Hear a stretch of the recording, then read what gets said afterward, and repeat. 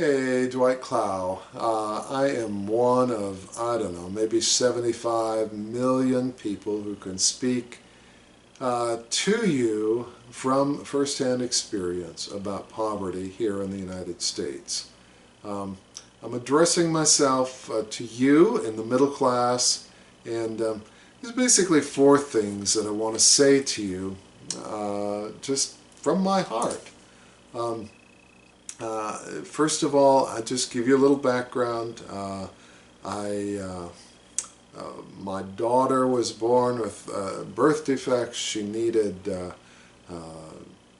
surgery. She needed special treatment. I didn't have any health insurance, didn't have the money to purchase health insurance, and so I went on Medicaid, eventually, after just trying to clean my surgeon's house to have him reduce the bill and all of that, I finally went on Medicaid, and have been on Medicaid off and on then for years after that, and never really wanted to do food stamps, but my family was down to one meal a day. I remember standing in a store looking at it. We were just rifling through the house looking for loose change so we could buy something to eat. And I remember looking at a can of beans, 65 cents, but I didn't have 65 cents. I had I don't know, maybe 16 cents in my pocket. And it was at that point that I went on food stamps. And so anyway, in that sense, I've been on public assistance for a good portion of my life. And there's four things I want to say about that to you in the middle class. Number one, I am sorry. I truly am. I mean, you have worked hard for your money. And I don't like it that I've had to reach into your pocket and take money, hard-earned money, from your pocket to meet the needs of my family. I am truly sorry. And the second thing I want to say is I'm very grateful.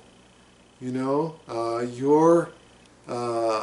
help that you have given me and given others like me has literally saved my life. My son he had a brain injury, a brain bleed, went into the hospital. I'm sure, I never saw the bill, but I'm sure it was over $100,000.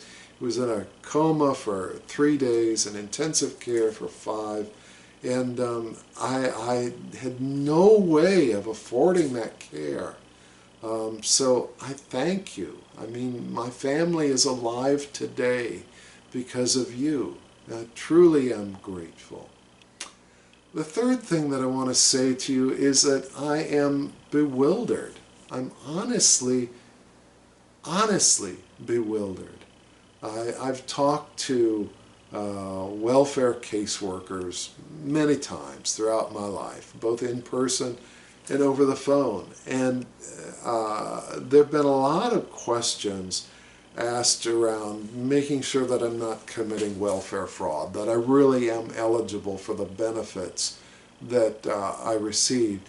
But never once did anybody say to me, Dwight, what are you all about? Why, what do you have to offer your world? How can we help you take what you are good at, what you are passionate about, what you are gifted in, and somehow make a difference in your world? Nobody ever asked me that. And I'm completely bewildered. Does nobody want to help me get out of poverty?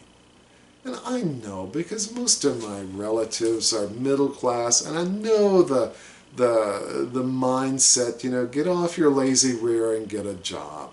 And I get that. I get that attitude. But the reality is that I have worked hard. I've worked hard all of my life. I guess I've been self-employed most of the time, and that hasn't always gone well for me, but I have worked hard. So I am bewildered. that nobody from the system made a concerted effort to help me get out of poverty. So, but the fourth thing that I want to say to you is that I am hopeful. You know, I am hopeful that we can change this system that is so messed up in so many ways. I really believe that every person has a valuable contribution to make, and that with the right kind of coaching and mentoring and help, that every person can escape the gravitational pull of poverty. And I believe that. At least every American can. There's no reason why we can't. But we just need to stop kind of doing things the way that we've done it and do things a little differently. I have written a book. I'll show you an image of the book, but it's Rethinking Our War on Poverty, A View from Below the Line.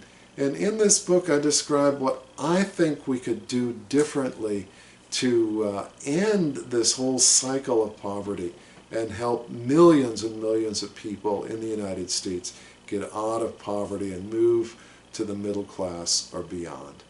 So anyway, I thank you for listening.